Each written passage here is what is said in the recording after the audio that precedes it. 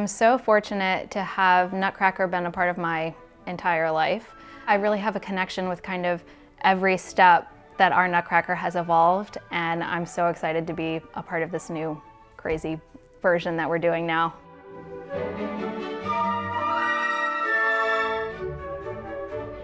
I'm Marissa McCullough. I'm the director of the dance costume shop. This is my 3rd year as the director. This year's Nutcracker is on film, which is so exciting, and it's really been an interesting challenge for the School of Dance and for the whole school. Obviously, collaborating with School of Film has been a first for me, so it's been a really exciting learning process.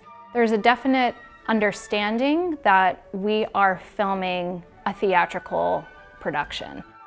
The dancers will be wearing usual stage makeup, and the costumes are over the top and covered in sequins. For any of us who grew up watching ballets on film, getting to see the close-ups of some of the theatrical styling was something that drew us in, that appealed to us. So we didn't want to deprive that for our viewers. I think the difference between costumes for film and for stage are in the very minute details. So in film, since everything seems to be a lot closer up, we all have to make sure every little detail is perfect because you will see it. In the opening of what would be Act 2 or Land of the Sweets, Sugar Plum is ushered in by her attendants. And so they're kind of like her ladies in waiting. So we wanted to come up with a costume that coordinated with her, but was maybe the junior version of the Sugar Plum Fairy. This is the new nightgown that we made for our young Clara. We used a combination of 3 different vintage laces for the bodice with a light purple background, again giving it a slight nod to the previous design, which is also purple.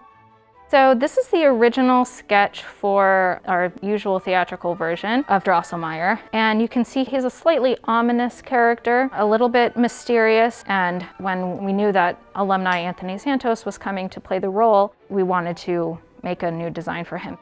This Drosselmeyer is much more magical and a little less ominous, and so we wanted his costume to reflect that. So we went with a little bit more colorful. He's in kind of rich purples, eggplants. A fun little detail are these beautiful buttons, which are actually the same buttons that are used on our theatrical version of Drosselmeyer. So I wanted it to have a little bit of a tie-in to kind of the history of the character. The colors and the fabrics are going to look beautiful on Anthony, and I think really pop on camera.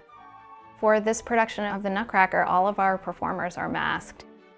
One of the challenges was coming up with a shape and a structure that we felt was comfortable and functional for the dancer so that they could breathe easily and for the masks to still look like they were part of the costume.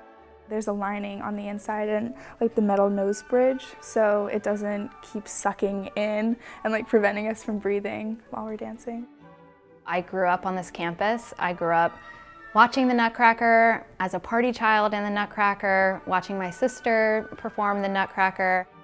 It's really important to me that we keep the community connected with the beauty and uniqueness of this school. Being able to provide the holiday cheer and the special experience that the Nutcracker means to so many people, I'm just so glad that we're finding a way to do that now, and I'm just happy to be a part of making that magic.